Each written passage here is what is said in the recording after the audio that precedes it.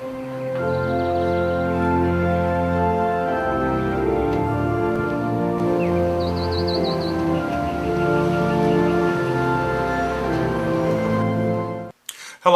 I'm Robert Griffin, the Executive Minister here at the Sunshine Cathedral in Fort Lauderdale, Florida.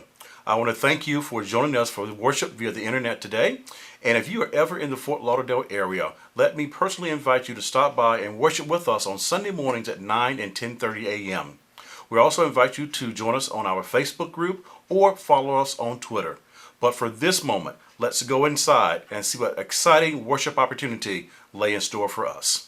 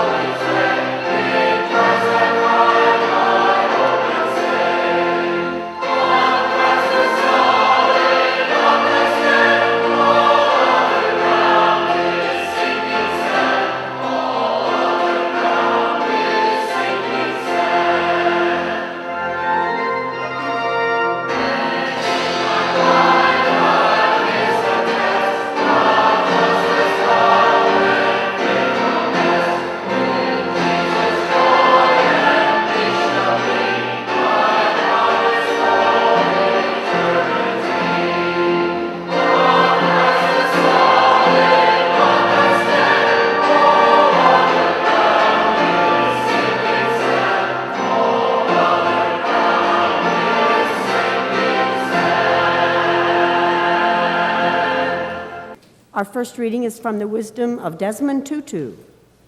Hope is being able to see that there is light despite all of the darkness. In these human words, God's voice is heard. Our second reading is from the wisdom of Albert Schweitzer. At times, our own light goes out and is rekindled by a spark from another person. Each of us has cause to think with deep gratitude of those who have lighted the flame within us. In these human words, God's voice is heard. Our third reading for this morning comes from the prophet Isaiah. God, the Eternal One, says, "Take care that you do what is right and fair, because before you know it, I will come to save you. Soon you will see how I rescue." God's favor rests on those who attend to justice, who devote themselves to doing what is right, who keep the Sabbath and don't disregard or belittle it, who keep from doing what is wrong, destructive, deceitful, or violent. No stranger who has put trust in the Eternal should ever say, "I don't count. I'm not part of God's chosen people." And no eunuch should ever say, "I am all dried up, worthless, and empty."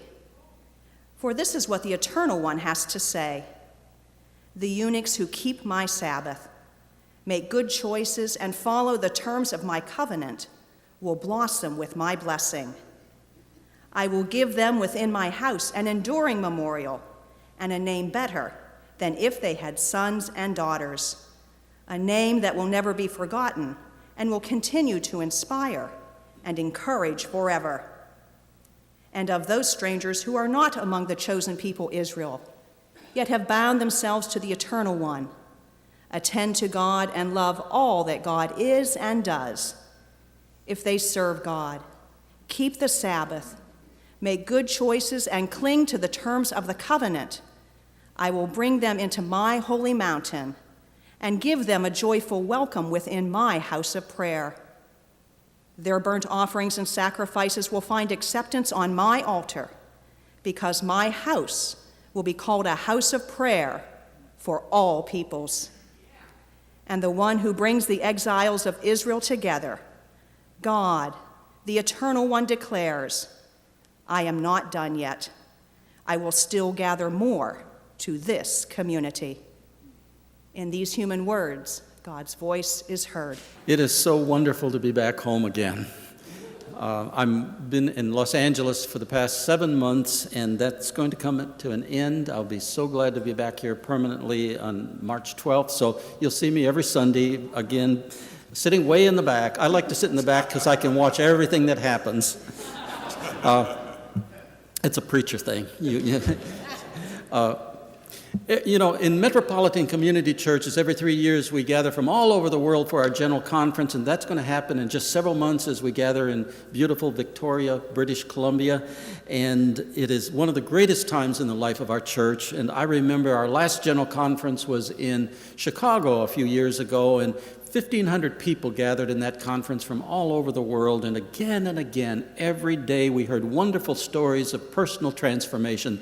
Those incredible stories of MCC and how we make a difference in so many people's lives. And the theme I heard so often there was expressed by a young man from Puerto Rico who said, when I came to MCC, I found a home. He said, MCC is a church, and MCC is a denomination, but more important, MCC is a family. Now I am at home. That's the real message of MCC. That's the experience of MCC. Our reading this morning is from the book of Isaiah, and the book of Isaiah is the story about the exile of the Jewish people.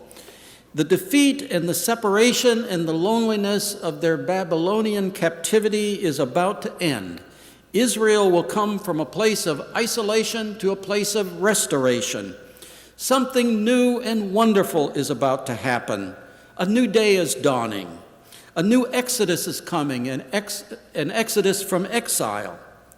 Now, the reality is this. We could summarize the whole message of Isaiah in just 2 words. Those 2 words are welcome home. I see a parallel in this story of Israel and the story of metropolitan community churches. You see, 94% of the people who come to MCC had some other prior religious tradition, Christian tradition, in their background. And yet, only 2/3 of us were not attending any church when we started attending MCC. We were a people who were in exile. Most of us had been condemned, excluded, or even persecuted by our congregations. We had lost our spiritual home. Often we experienced the pain of alienation and persecution, and then others of us were just turned off by a religion in today's world that is so toxic sometimes, or a religion that just wasn't working for them anymore. Now, as people who have experienced our own kind of exile, the pictures and the promises of Isaiah can have great meaning for us. Isaiah 42:9 says this, "The former things have come to pass, and new things I now declare." And Isaiah, throughout that book of Isaiah, speaks of 3 new acts of God.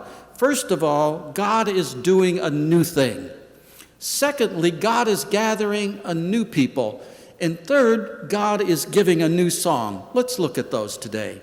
First, God is doing a new thing. Isaiah 43:18-19 says, "The Eternal One says, forget what happened before and do not think about the past. Look at the new thing I am going to do. It is already happening. Don't you see it? I will make a road in the desert and rivers in the dry land." The new thing that God was going to do for Israel was to make a way for the people out of exile and back to Jerusalem. The time of restoration was at hand. Now, from the vantage point of looking over my 42 years with MCC, God has definitely been doing a new thing and continues to do new things, and that's the reality of today's message. God is still doing new things. The time has come for me to let go of the past. It is time to go to a new place in my life. God will lead me. God will help me find the way. Until we let go of the past, we cannot move on to God's promises for our future. Now, sometimes we need to let go of things in our past that have been difficult or painful or hurtful. We just need to let go. Or perhaps we need to let go of something in our past that was wonderful. You know, it's one thing to remember with gratitude a great blessing or experience or achievement in our past, but it's quite another to be stuck in that place convinced that we will never experience something like that again. Or we may need to let go of regret for a past that we wish might have been different. God has a place of restoration, but it's not back to the past. It's not about creating a better yesterday, it's about building a better tomorrow. The world is changing and something new is needed. It's time to let God do a new thing in my life and together in the life of our congregation. It's time to go to a new place. And now this is true for each of us as individuals and all of us together as a congregation. You see, faith's journey always leads us to a place we've never been before. It's always filled with uncertainty. It usually leads us to a place that seems impossible.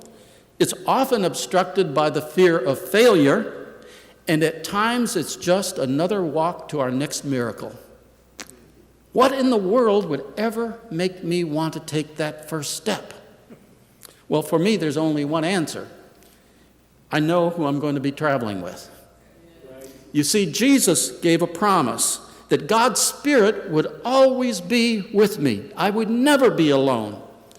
Isaiah 44 says, I will bless the thirsty land by sending streams of water, and I will bless your descendants by giving them my Spirit. The Spirit of God is always with us to strengthen us and to bring good in and through our lives. And what's even more important is we have each other. And that leads me to the second thought here. God is gathering a new people.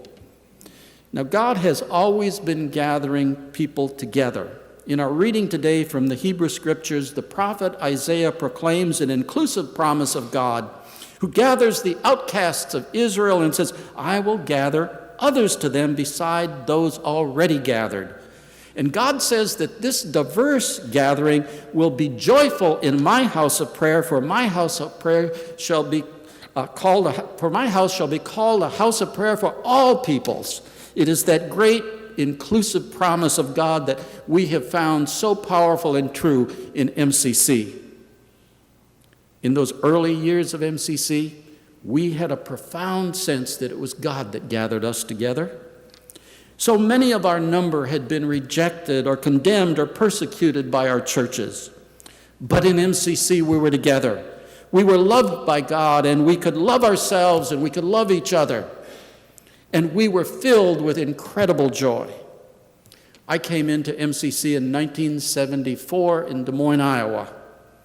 The church there had begun just a couple of months earlier. In fact, my first service, there were only 6 of us in that gathering, but God was gathering a new people. The church there was started by Jerry Sloan, who was a man from the MCC in Kansas City, just south of Des Moines. Now, in his younger life, Jerry had been a Baptist, and he had felt called to the ministry. So he attended and he graduated from Baptist Bible College in Springfield, Missouri. But in coming to terms with being gay, ministry for Jerry as a Baptist would not happen. You see, when his pastor in the Baptist church found out that he was gay, he told Jerry to leave and never come back.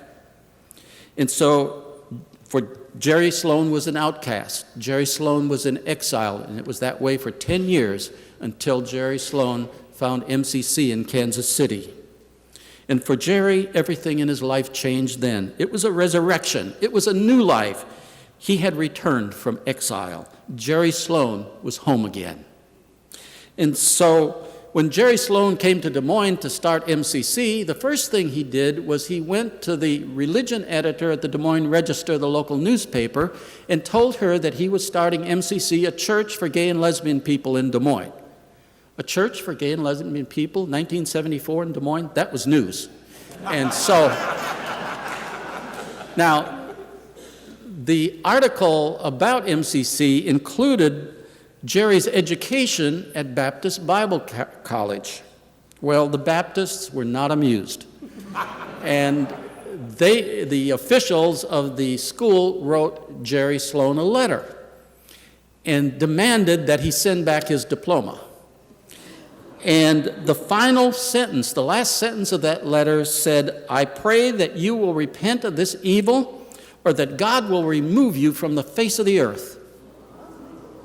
Well, Jerry took the letter to the religion editor at the newspaper.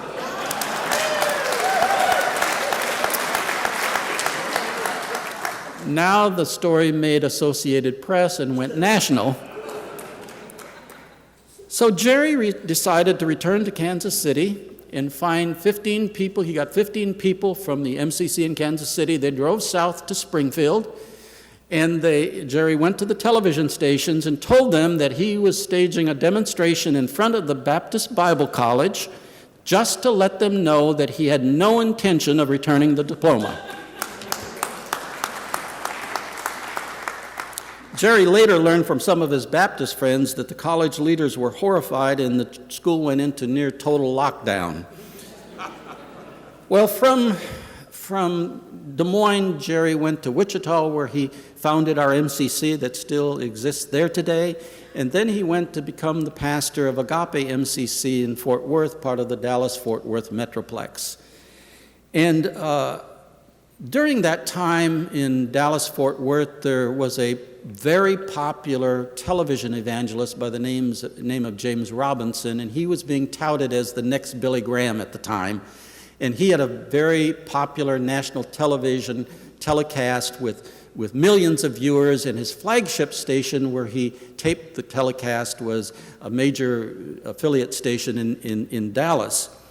And so on one of his telecasts, he talked about Agape MCC in Fort Worth and how evil this was. And so Jerry Sloan went to the television station and, under the fairness doctrine at the time, demanded equal time. So the following Sunday, they took Robinson off the air and gave Jerry his 30 minutes to tell all of the viewers about God's unconditional love for gay and lesbian people.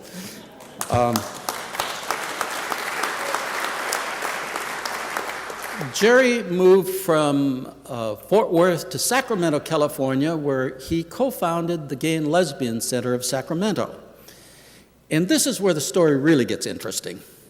You see, while Jerry was at Baptist Bible College, he had another really close friend who also was named Jerry Falwell. And so Jerry, and what made this really interesting, it was about the time that Jerry went back went to Sacramento, that we were in the process of seeking membership as a denomination, the Metropolitan Community Churches, in the National Council of Churches in the USA. And this was a very controversial process. And we finally got to the time when they were going to take a vote about whether we could be a member of that organization. And a bunch of them had already voted that, yes, we were Christians. Well, thank them for that. And however, when it came to letting us in as members of the National Council of Churches, it was so divided that they voted not to vote. And so the following Sunday on his telecast, Reverend Jerry Falwell talked about us and just said some terrible things. In fact, he said this. He called us brute beasts and said this vile and satanic system will one day be utterly annihilated. That's MCC. We will one day be utterly annihilated, and there will be a celebration in heaven. Wow. Well, several months later, Falwell came to Sacramento, and he was to be the guest on a local morning television talk show. So Jerry Sloan made it a point to be part of the audience in that talk show. And came time for questions. Jerry stood up. Hi, Jerry. Hi, Jerry. Jerry Sloan said, "How in the world could you say such evil things about metropolitan community churches?" And then Jerry Sloan quoted it. And Jerry Falwell said, "I never said that." And Jerry Sloan said, I can prove that you said that. And Jerry Falwell said, if you can prove that I said that, I'll give you $5,000. Well, what was the reality is that Jerry Sloan had ordered a cassette tape of that telecast. He had the evidence. So he came to the television station with the telecast the next week. They sat down on the 6 o'clock news, and the anchor and Jerry Sloan listened to the tape, and the anchor agreed, yes, that's what Jerry Falwell said. And so Jerry Sloan sent a letter to Jerry Falwell demanding the $5,000. Well, he did not hear back. So Jerry Sloan filed a lawsuit in the Superior Court of California for breach of contract.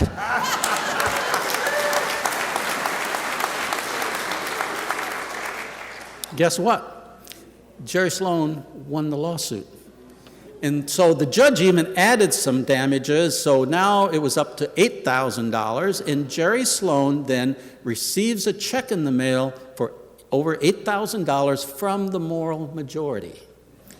Well, on the back of it, though, Jerry told me, was a condition where you endorsed the check, and the condition was that Jerry Sloan not gloat.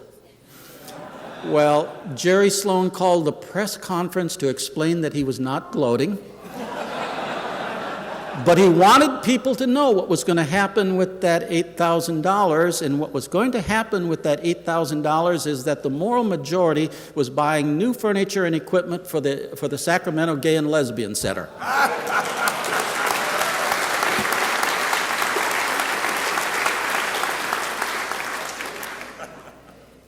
I will forever be grateful to Jerry Sloan. He inspired me to come out. He created a new community of faith where I could finally be honest with myself and honest with others. Jerry's confidence and his courage were contagious. We had found our new spiritual home. And for now 47 years, many thousands, or 48 years this year, many thousands more have found their spiritual home in Metropolitan Community Church. The third thought that I have this morning is that God is giving us a new song. Isaiah 42:10 through 11 says, "Sing to the Eternal One a new song, God's praise from the ends of the earth. Let the inhabitants sing for joy. Let them shout from the tops of the mountains." Isaiah tells us of a time when God will give a new song to the people who had stopped singing. The people of Israel loved the old songs, the songs of Zion.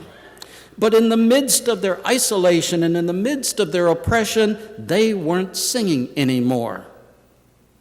Psalm 137 describes it beautifully. By the rivers of Babylon, there we sat down, and there we wept when we remembered Zion. On the willows we hung up our harps, for there our captors asked us for songs. Our tormentors asked us for mirth, saying, "Sing us one of the songs of Zion." But how could we sing the Lord's song in a strange land? A lot of us here know what it is like to be isolated. We know what it is like to be alone and away from that place of joy that we once knew. And some of us just stopped singing. Marcia Stevens, as a young woman, was a very talented songwriter and singer. In the spiritual revolution of the 1970s, she wrote one of the most popular songs, one of the most popular Christian songs of the times. The title was "For Those Tears I Died." Her song was included in many Christian hymnals and songbooks. But in accepting her lesbian identity, it seemed as though Marcia had to lose her spiritual identity. She lost her spiritual home. Her pastor, upon discovering that she was lesbian, told her she had to leave the church. And some churches even tore the copies of her song out of their hymnals, and sent them to her.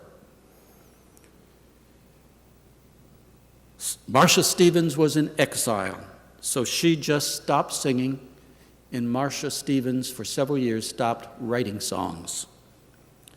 But then Marcia heard about MCC in Costa Mesa, California. She visited, and then she heard that Reverend Troy Perry, the founder of MCC, was going to be speaking at an MCC in West Hollywood, and so Marcia decided to go and visit. Now, Marcia was very well known in Southern California especially, and as Troy was preaching that day, he looked out over the congregation, and he saw Marcia Stevens, and Troy said, "I see that Marcia Stevens is with us today. Marcia, come up and sing for us." Marcia said, "No, I don't sing anymore." "Oh, Marcia," you can't say no to Troy Perry, by the way. Marcia said, "Come and sing." Troy said, "Come and sing, Marcia, please." He said, "Look, it's in our hymnal. We have your song." And so Marcia came up and started singing. "Come to the waters, you won't be denied." And you know, Marcia just had a personal transformation that is so characteristic of MCC. And you know what happened? The next year, we asked Marcia to write a song for our general conference when we all gathered in Sacramento. Marcia wrote a beautiful song entitled "Free to Be." And Marcia has been singing and writing beautiful songs and traveling all over with the music of MCC ever since. Now,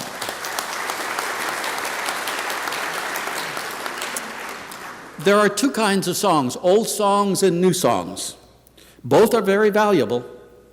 Old songs can play a vital role in how we remember God's blessings and faithfulness in the past. New songs are born of our spiritual journey. They speak of and they celebrate the new things that God is doing. And sometimes an old song is a new song sung by a new singer. An old song sung by a new singer. Sometimes a new song is the music of a new generation.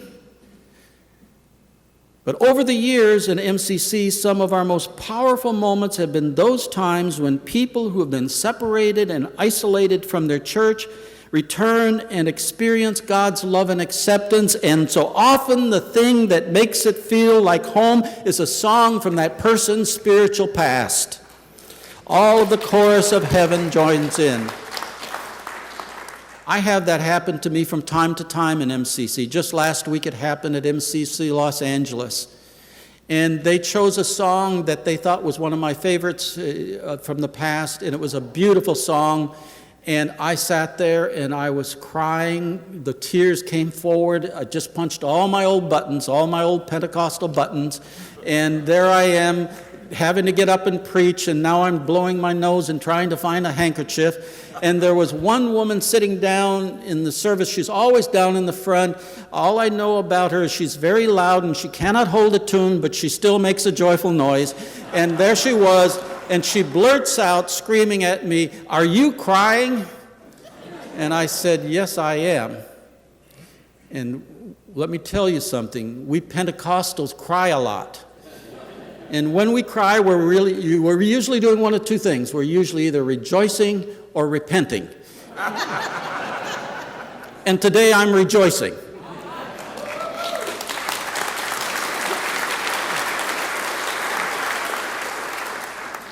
Now, one thing I believe so strongly is this.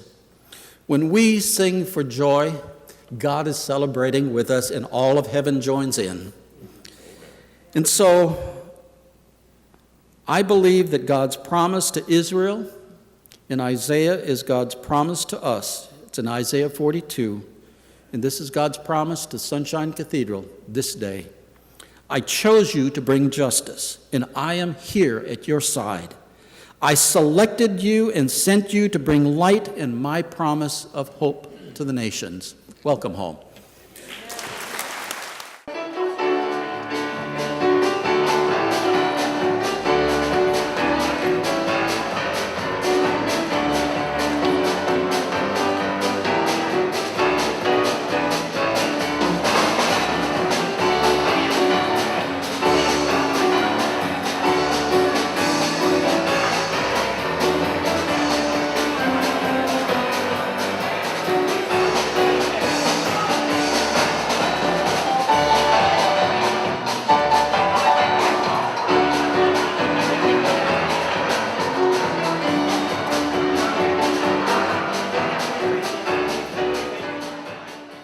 Thank you for joining us today here at the Sunshine Cathedral. If you're ever in the Fort Lauderdale area, we invite you to stop by and worship with us on Sunday mornings at 9 and 10:30 a.m. If you'd like to make a donation to the Sunshine Cathedral, or if you'd like to find out other resources that the Cathedral has to offer, please visit us at www.sunshinecathedral.org. Until the next time, we look forward to seeing you here at the Sunshine Cathedral.